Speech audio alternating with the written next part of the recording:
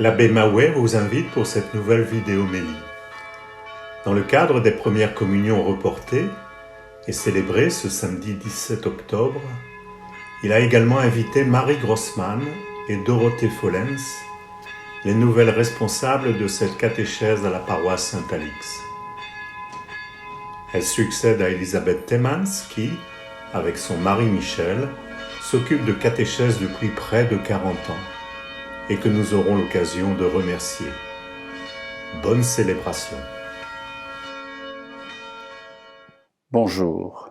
En ce dimanche 18 octobre, nous fêtons Saint Luc, un évangéliste qui a écrit cet évangile que nous connaissons, mais aussi les Actes des Apôtres. Nous en parlerons bien sûr dans cette vidéomélie en étant très proche de tous ceux qui sont les malades, de ceux qui sont les soignants en cette fête de Saint Luc, toutes les cliniques qui portent le nom de Saint Luc aussi. Et voici l'évangile de Jésus-Christ selon Saint Matthieu au chapitre 22. En ce temps-là, les pharisiens allèrent tenir conseil pour prendre Jésus au piège en le faisant parler.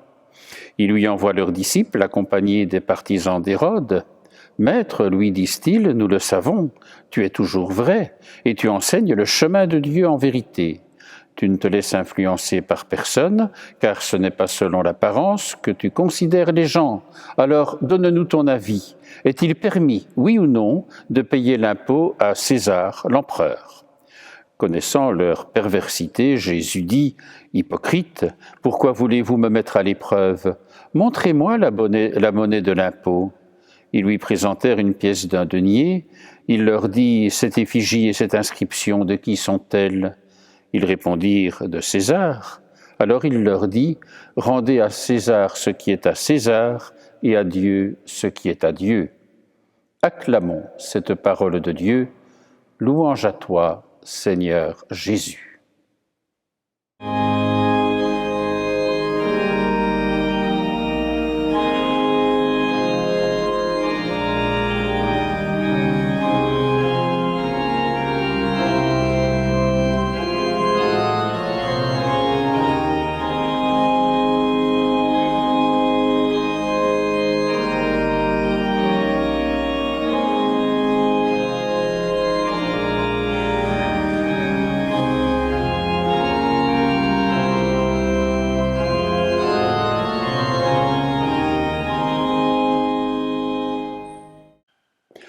Frères et sœurs, nous connaissons bien ces paroles de l'Évangile dans lesquelles Jésus dit « Rendez à César ce qui est à César et à Dieu ce qui est à Dieu ». Mais lorsqu'on connaît bien ces paroles, lorsqu'on a déjà entendu souvent ces paroles de l'Évangile, peut-être est-ce l'occasion de les retrouver à neuf et de redécouvrir à la fois leur nouveauté et leur actualité. Et pour entrer dans la compréhension de l'Évangile de ce 29e dimanche du temps ordinaire, je voudrais resituer un petit peu le contexte. Vous avez vu que le contexte n'est pas facile. On est dans des relations entre Jésus et les pharisiens qui sont faites de beaucoup d'incompréhension et, dirais-je aussi, de beaucoup de mauvaises intentions. Et les pharisiens envoient des disciples avec les partisans d'Hérode pour aller tendre un piège à Jésus. C'est ce que nous dit l'Évangile. Et donc il y a là, je dirais, quelque chose qui n'est pas de l'ordre de la vérité. Oh, bien sûr, ils vont commencer par dire toutes sortes de choses positives, des compliments à Jésus. Et ce qu'ils disent n'est pas faux. Mais on peut comprendre qu'à travers ce qui va suivre, ce n'est pas la vérité de leur cœur. Ils ne le pensent pas vraiment. Alors on peut dire qu'on est dans l'hypocrisie, comme dira Jésus dans sa réponse. Et puis alors il y a cette question qu'il pose à Jésus. Est-il permis, oui ou non ? C'est une question enfermante. On répond par oui, on répond par non, on laisse peu de place au développement de la pensée. Ça peut parfois exister, c'est vrai, mais ici on sait bien qu'il y a un piège et que ce piège, ils veulent le tendre de cette façon-là. Alors Jésus ne s'y est pas trompé. D'abord, il dit hypocrite, ce qui veut dire que ce qui est dit, tous les compliments qui ont été faits, ne correspondent pas à ce qui est leur intérieur, leur vie intérieure. Et donc, il y a là comme une distanciation, et plus que cela, un hiatus entre ce qu'ils disent et ce qu'ils pensent. D'où Jésus dit hypocrite. On comprend ici qu'on veut tendre un piège à Jésus. Pourquoi ? Parce que si Jésus dit qu'il faut payer l'impôt, il apparaît comme un collaborateur. Si par contre il dit qu'il ne faut pas payer l'impôt, il apparaît comme un résistant, voire même un révolutionnaire par rapport à l'occupant romain. Or, Jésus ne veut pas se situer par rapport à cette question politique, dirais-je, hein, et donc surtout que c'est un piège qu'on veut lui tendre. Et alors, il y a cette réponse qu'on a entendue, « Rendez à César ce qui est à César, et à Dieu ce qui est à Dieu ». Permettez-moi de dire qu'il y a au fond trois réponses. Je dirais « Rendez à César ce qui est à César », on l'a entendu. J'ajouterais « Rendez à César ce qui est à César et pas plus ». Et puis rendez à Dieu ce qui est à Dieu. Alors rendez à César ce qui est à César, c'est vrai que dans tout l'Ancien Testament et dans toute la révélation biblique, on comprend qu'il y a un rapport entre le pouvoir et Dieu dans la mesure où le pouvoir, on le tient de Dieu d'une certaine façon. Alors on pourrait dire, enfin, quand on voit certains pouvoirs dire qu'il y a là quelque chose qui est de la part de Dieu, on risque de se tromper, et c'est vrai, Mais ce qu'on veut dire, c'est que Dieu peut toujours tirer du positif de toute situation, de quelque situation que ce soit. D'ailleurs, rappelez-vous, lorsque Jésus est devant Pilate, il dira à Pilate, tu sais, ce pouvoir que tu as, tu ne l'aurais pas si tu ne le tenais pas de Dieu. Et donc, il y a là vraiment quelque chose qui est affirmé très fort. Et puis alors, oui, c'est vrai que de dire ne rendez à César que ce qui appartient à César. Pourquoi? Parce que c'est vrai que César, c'est un nom, bien sûr, ici c'était sans doute un autre que César, mais voilà, le mot César dit un petit peu le pouvoir politique ici dans l'Évangile, mais lorsqu'on dit rendre à César, il ne faudrait pas que ça aboutisse à rendre un culte à César. Et c'est vrai qu'il y a certains pouvoirs politiques qui veulent toujours se situer, je dirais, de façon très idolâtrique, au fond, à leur rendre un culte.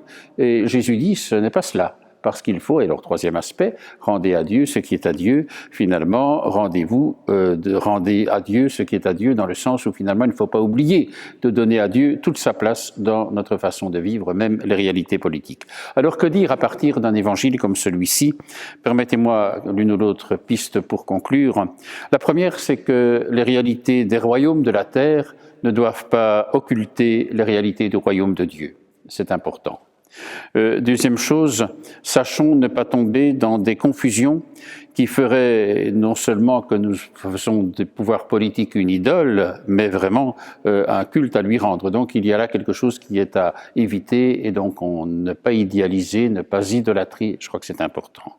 3, de reconnaître aussi la valeur, et si c'est bien compris, je dirais l'autonomie du pouvoir politique. Il y a là une responsabilité qui fait que pour les chrétiens, on peut comprendre que l'engagement politique peut être très varié. Il y a différentes stratégies pour la gestion de la cité, et donc ne soyons pas choqués de voir que des chrétiens s'engagent de façon différente en politique. C'est même, je dirais, très sain, parce que là, un dialogue peut s'établir aussi, à condition, bien sûr, que nous respections les limites qui sont celles de respecter la dignité humaine dans quelque stratégie que ce soit, et de promouvoir l'humain. Là, il y a évidemment des choses qui sont à vérifier, à discerner, elles sont plus qu'importantes.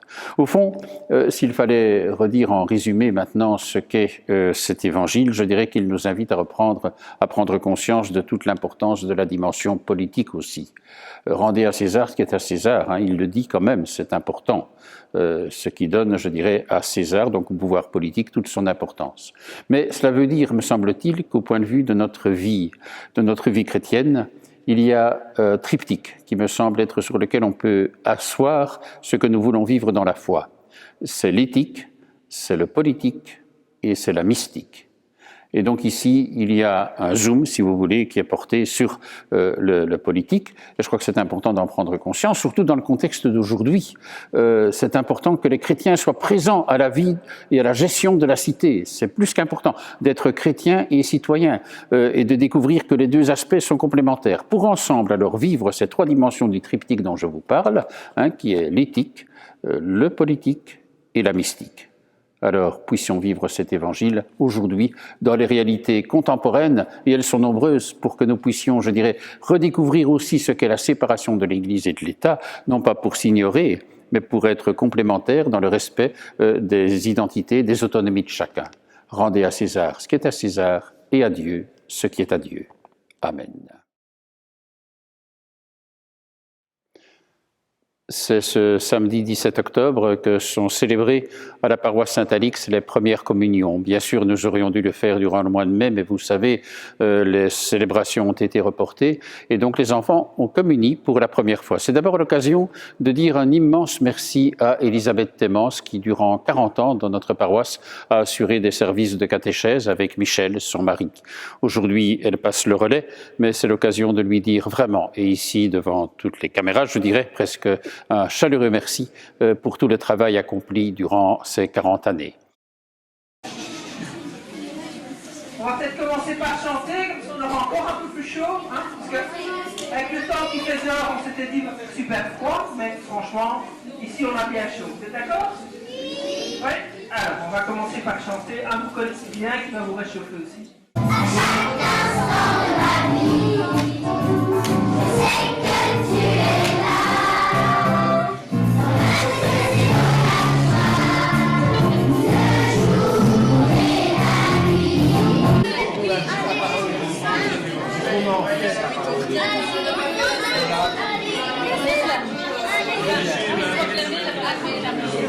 Parfois, on utilise un autre. Il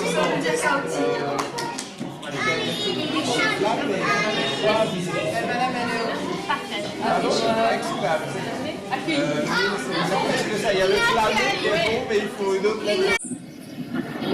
Qui est-ce qui a déjà envoyé un SMS avec une corde de berger?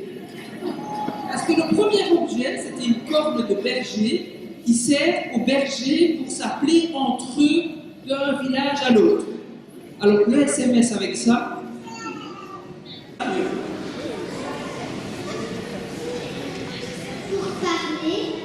pour parler, et même plus que ça, pour sacher. Est-ce que Jésus les aura donné un ordre de venir? Les a ratés. Et ils sont venus.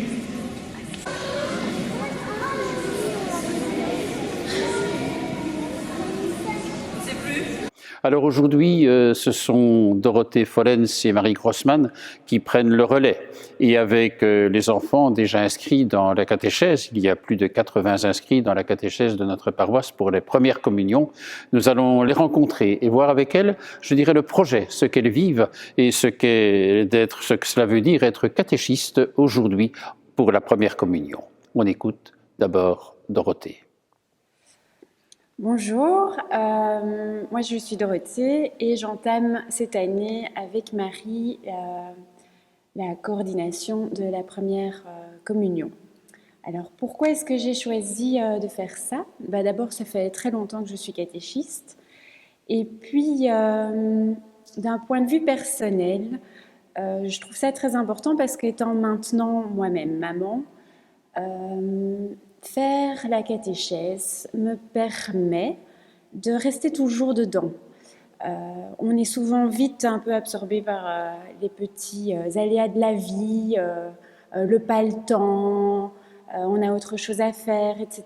Et en ayant des propres enfants, je me rends compte que on s'arrête en famille pour parler de Jésus, pour rencontrer Jésus, pour aller plus loin dans le questionnement de mes deux filles, pour discuter, pour partager des moments ensemble sur la foi, sur ce que ça représente, sur l'ouverture à la religion. Voilà, toutes ces petites choses d'un point de vue personnel sont assez importantes et voilà, c'est déjà une première chose. Et puis, ce qu'il y a de très gai aussi en faisant la catéchèse à la première communion, c'est que je me rends compte que je donne l'envie à mes enfants aussi de partager leur foi. Et donc de plus en plus, maintenant mon aînée vient de faire sa confirmation et elle demande pour m'accompagner parce qu'elle trouve ça sympa et je pense que tout doucement, sans l'obliger, sans faire en sorte que je lui donne envie de partager ce que je fais, de partager sa foi à elle aussi aux plus petits, d'éveiller la curiosité des plus petits. Et donc ça, je trouve ça très chouette en tant que maman et en tant que catéchiste de pouvoir donner cette envie à mes propres enfants. Voilà d'un point de vue personnel ma motivation, ma plus grande motivation. Bonjour, moi c'est Marie et donc j'entame avec Dorothée cette année de co-responsabilité de la catéchèse de préparation à la première communion.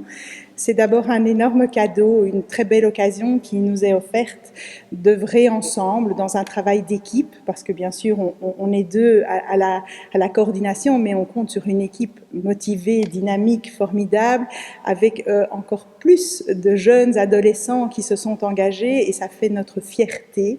Et c'est tellement riche, tellement porteur pour nous de pouvoir compter sur leur relais pour pouvoir transmettre ce message aux enfants qui nous sont confiés et qu'on va accompagner pendant ces quelques mois. À titre personnel, c'est aussi un défi à relever. C'est ce questionnement quotidien qui est le nôtre à tous depuis la nuit des temps sur quel est le sens de notre vie, pourquoi est-on là aujourd'hui, qu'est-ce qu'on vient y faire finalement sur cette planète qu'on a créé pour nous. Eh bien, ce questionnement, c'est tellement porteur de le partager avec les enfants.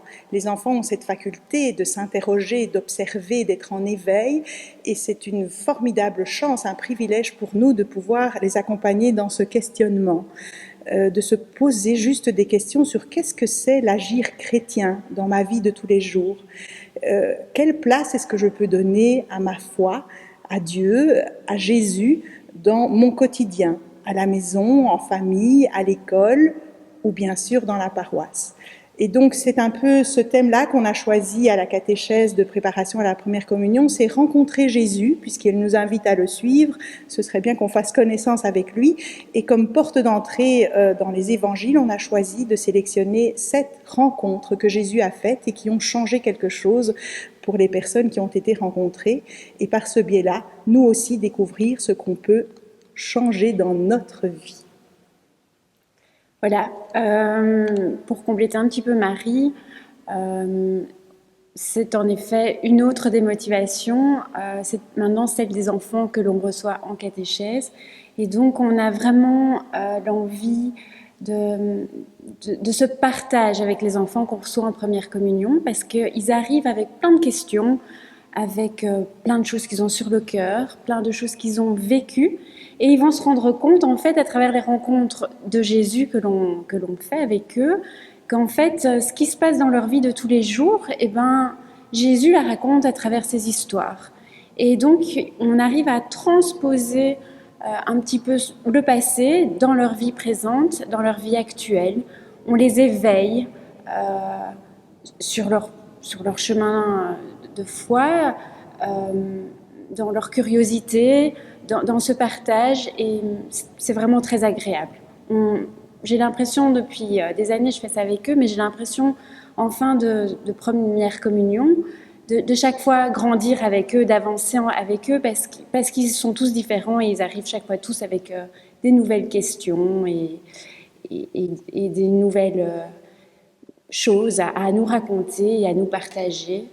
Et voilà, on est vraiment dans l'idée de les accompagner sur ce chemin, de partager ce joli chemin avec eux, dans une super équipe, voilà. Une étape avant tant d'autres. C'est un plaisir pour nous quand on retrouve des enfants qu'on a accompagnés, qui ont poursuivi le chemin, qui sont investis à différents endroits dans la paroisse. Certains chantent dans la chorale, d'autres sont devenus catéchistes à leur tour, et on se retrouve, on ne se perd pas de vue. Et on a vraiment cette grande chance d'avoir participé à cette étape avec eux.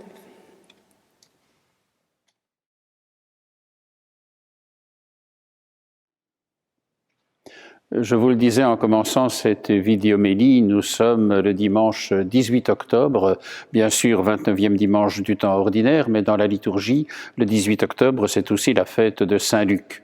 Saint-Luc qu'on appelle parfois le médecin bien-aimé, Saint-Luc qui a écrit l'évangile selon Saint-Luc, que l'on connaît bien, et un évangile surtout marqué par toute la tendresse du Seigneur à travers toutes les paraboles de la miséricorde, notamment la brebis perdue, l'enfant prodigue, d'autres encore. Et puis Saint Luc, c'est aussi l'auteur des Actes des Apôtres. Et il est le compagnon de Paul, il l'a accompagné durant de nombreux voyages. Et donc il est témoin aussi par là de la naissance de l'Église et des premières communautés chrétiennes. Alors c'est quelqu'un d'important. Et comme il est médecin, c'est aussi le patron de tout le monde médical, des médecins aussi bien sûr. Et nous voulons aujourd'hui d'une façon particulière être proches de tous les malades, ceux qui peut-être nous regardent, mais ceux qui sont aussi confinés dans des hôpitaux ou chez eux. Et puis tous les soignants, que ce soit les médecins, que ce soit les infirmiers, infirmières, tous ceux qui sont dans les cliniques et hôpitaux, mais aussi dans les maisons de repos et tout le service à domicile, enfin on pourrait multiplier. Nous voulons vraiment être proches à travers cette vidéomélie et par la prière, bien sûr, de tous ceux qui sont les malades et les soignants, à l'occasion, bien sûr, de cette fête de Saint-Luc. Alors je vous propose de terminer par la prière, qui est celle de la fête de Saint-Luc, et de nous unir ainsi en communion avec tous ceux qui sont dans la maladie, dans les soignants. Nous prions ensemble. Dieu, qui a choisi Saint Luc pour révéler par sa parole et ses écrits le mystère de ton amour envers les pauvres, accorde à ceux qui se réclament de ton nom d'être un seul cœur et une seule âme, et à tous les peuples du monde la grâce de voir ton salut. Nous te le demandons par Jésus-Christ, ton Fils, notre Seigneur et notre Dieu, qui vit avec toi, Père, et l'Esprit Saint, pour les siècles des siècles. Amen. Le Seigneur est vraiment avec vous, qu'il vous bénisse, qu'il vous garde, qu'il vous manifeste toute sa tendresse. Que le Seigneur nous bénisse et qu'il nous garde, lui qui est Père, Fils et Saint-Esprit. Amen. Vivons dans la paix et dans la joie du Christ. Nous rendons grâce à Dieu. Bon dimanche et bonne semaine.